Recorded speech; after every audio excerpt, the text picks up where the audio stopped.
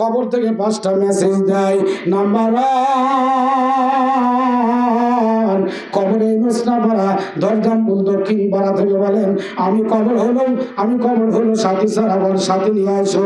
সাথী হলো কোরআন শরীফ, সুবহানাল্লাহ। কবর বলে আমি বাতি সারা ঘর, কবরের বাতি নিয়ে আসো। কবরের বাতি হলো 5 ওয়াক্ত নামাজ, আজানের সাথে সাথে মসজিদে যাওয়া, সুবহানাল্লাহ। 3 নম্বর কবর বলেন, আমি কবর হলো বিছানা সারা ঘর, তোমরা বিছানা নিয়ে আসো। ও ভাই, বিছানা কি জানেন? কবরের বিছানা হলো বেশি বেশি নেক আমল করা। মাথায় টুপি দেন, দাড়িটা লম্বা করেন, জুব্বা গায়ে দেওয়া শেখেন, মেসওয়াক করা শেখেন, সালাম দেওয়া শেখেন, পড়শির সাথে ভালো ব্যবহার করেন, হিংসা ছায়া দেন, মৃত্যুর প্রস্তুতি নিয়ে ঘুমান, আর বেশি বেশি করে দস্তরখানা বিছানা খানা খান। এগুলো হলো নেক আমল। চিল্লা কন্যার হাওয়া। 4 নম্বর কবর বলে, আমি হলো পোকামাকড়ের ঘর। এ ধরজামতুল দক্ষিণ পাড়া মুসলমান ভাইরা, যখন কবরে যায়, কবরের বিষের সাপের বিষ নিয়ে যাও। সাপের বিষ কি জানেন? বেশি বেশি করে দান সৎকা করা। যখন খুঁটনি যাবা, হাটে যাবা, 10টা টাকা একজন গরিব মানুষকে দিও, মাদ্রাসায় দিও। এটা হলো কবরের সাপ বিশ্বর কায়দা, কথা ঠিক কিনা? কবর বলে, আমি হলো প্রশ্ন উত্তরের ঘর, তোমরা প্রশ্নের জবাব নিয়ে আসো। প্রশ্নের জবাব হলো বেশি বেশি করে আল্লাহর নামের তাসবিহ পড়া। তাহাজ্জুদের সময় ওঠো, রাত্রি 12টা বেজে গেছে, সব অফিস আদালত বন্ধ, মিল কারখানা বন্ধ, সব কিছু বন্ধ। আপনি উঠে ঠান্ডা পানিতে ওযু করে 4 রাকাত তাহাজ্জুদ নামাজ পড়ে 8 রাকাত পড়েন, 12 রাকাত পড়েন। সর্ব উত্তম হলো 12 রাকাত। এরপর 8 রাকাত পড়তে পারেন, 4 রাকাত পড়তে পারেন।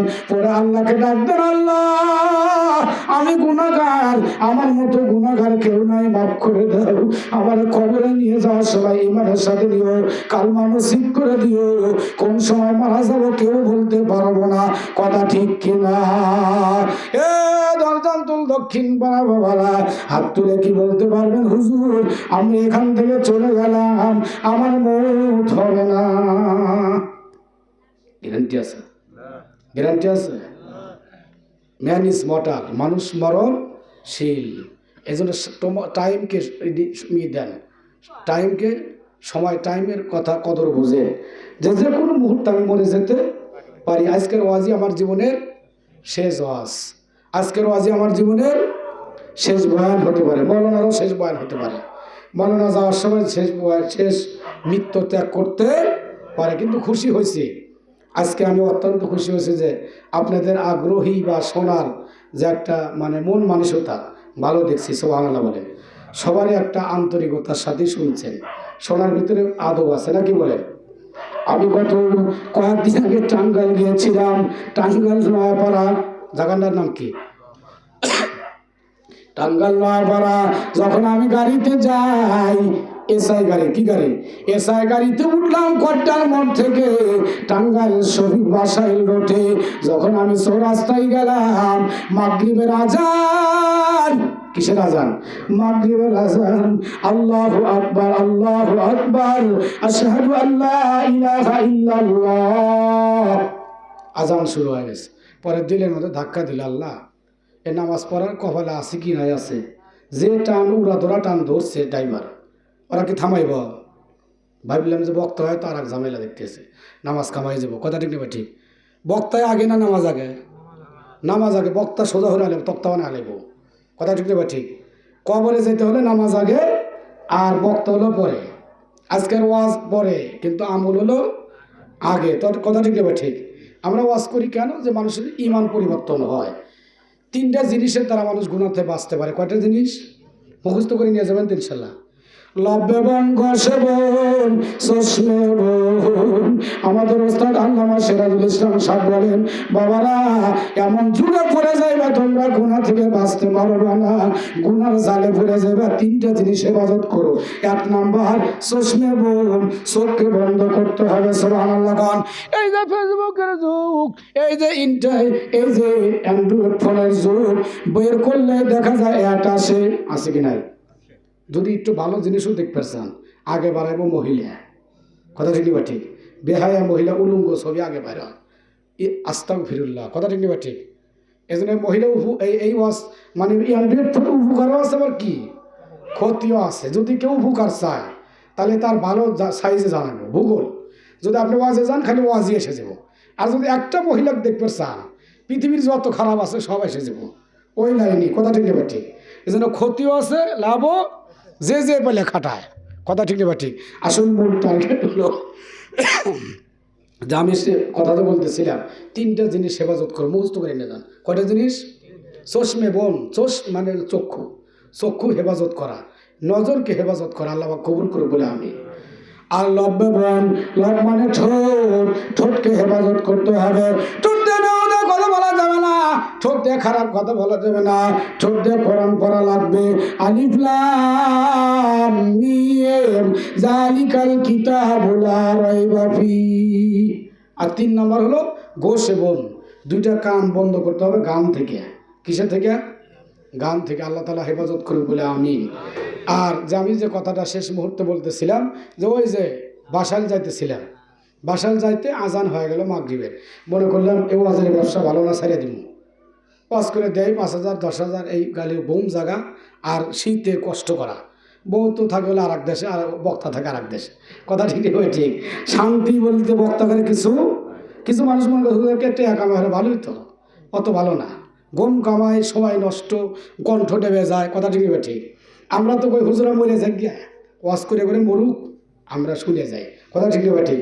যাও পরে আজান হয়েছে, কি হয়েছে এটা বলে শেষ করে দিই। আজান আল্লাহু আকবার, আল্লাহু আকবার, আল্লাহ সবচেয়ে মহান, আল্লাহ সবচেয়ে মহান। আমি ভাবলাম বক্তাগিরি তো ভালো না, আজান হলো নামাজ পড়তে পারছি না, দোয়া করতেছি।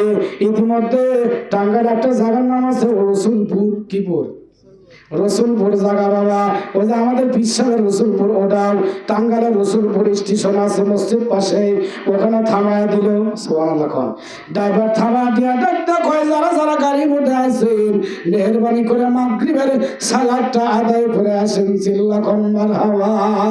অত্যন্ত খুশি হলাম, নামাজ পড়লাম, নামাজ পড়ে দোয়া করলাম, আল্লাহ এরকম যদি ড্রাইভার প্রতিটি ডিস্ট্রিক্টে থাকে তাহলে মানুষ বেঈমান হবে না। কথা ঠিক কিনা? এরকম ড্রাইভার বাংলাদেশের প্রত্যেকটি ডিস্ট্রিক্টে তুমি তৈরি করে দাও। আল্লাহ পাক তৌফিক দান করে বলে আমিন। যত রাত্রি আমার ঘড়িতে বাজে 11:30, অনেক সাপ পেটের মধ্যে থাক। আবার কোনোদিন যদি আসি বাই করবো নাকি? আবার তো রাত তো অনেক দূর, যেহেতু সাপ বাই করবো আবার তো মহা মুশকিল দেখতেছে। এই শ্রোতা তো খুব চালাক শ্রোতা দেখতেছে, সাপের কথা মনে আছে। একটু জিকির করে সাউন্ড যদি না বাড়ে তাহলে বলবো না, জোরে লা ইলাহা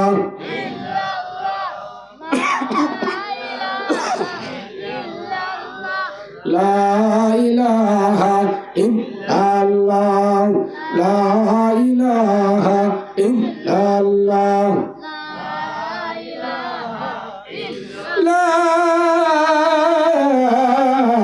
ইলাহা ইল্লাল্লাহ মুহাম্মাদুর রাসূলুল্লাহ।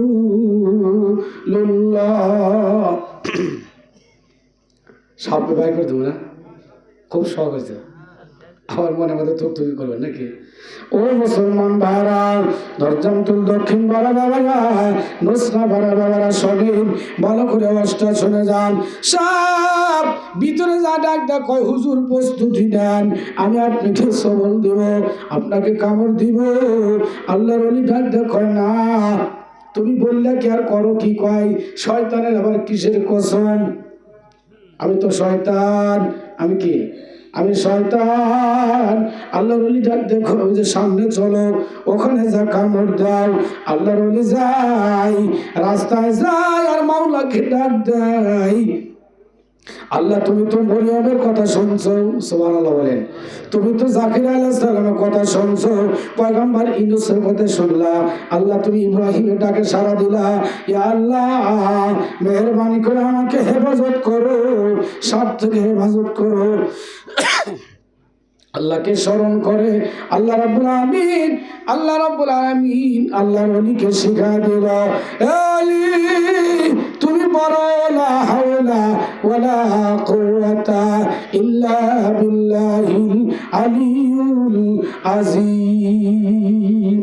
আর পরে সূরা ইখলাস, সূরা নাস, সূরা কাফিরুন, সূরা ফালাক। চারটা সূরা হলো কুল, চার কুল কি চারটা সূরা কি বলে? চার কুলের মধ্যে অনেক ফজিলত আছে। পরে চারটা সূরা পড়ছে, সাথে সাথে আল্লাহ পাক তার মুখ চোখ বন্ধ করে দিয়েছে। সুবহানাল্লাহ। কোন কেতাবের মধ্যে আসছে পুরো মুখের মধ্যে পর্দা মেরে গেছে, পরে অস্থির পেরেশান হয়ে আবার মুখ দিয়ে বাইর করে দিয়েছে। সুবহানাল্লাহ। কোন আল্লাহ পারে কি পারে না? এই জন্য আমাদের চার কুল পড়া দরকার আছে কি নাই?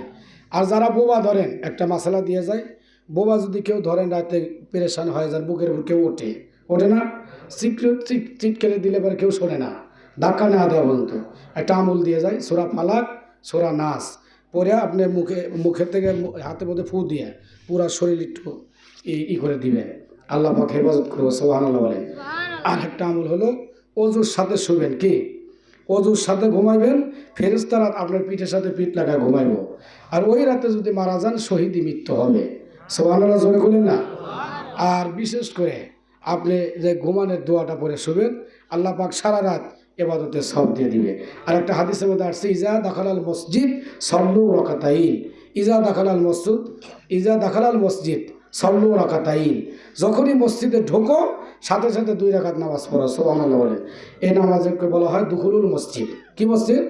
দুখুলুল মসজিদ, বা কেউ ওলামায়ে কিরাম বলেন তাহিয়াতুল ওযু। সুবহানাল্লাহ বলে। দুখুলুল মসজিদ 2 রাকাত পড়ে আবার তাহিয়াতুল ওযু 2 রাকাত পড়বে। এই আমলটা যদি থাকে, আল্লাহ নবী বলেন সে আমার সাথে জান্নাতে যাবে। মান আহাব্বা সুন্নতি ফাকাদ আহাব্বানি ওয়া মান আহাব্বানি কানা মাই ফিল জান্নাহ। নবী বলেন কেউ যদি আমার একটা সুন্নতকে হেফাজত করলো, জিন্দা করলো, তারা আমি রসুলকে মহব্বত করলো, যারা আমি রসুলকে মহব্বত করলো, তারা আমি রসুলের সাথে জান্নাতে যাবে। সিল্লা কম মারহাবা, আরো জোরে কম মারহাবা। আল্লাহ পাক আমাদের তৌফিক দান করবে বলে আমিন। আমার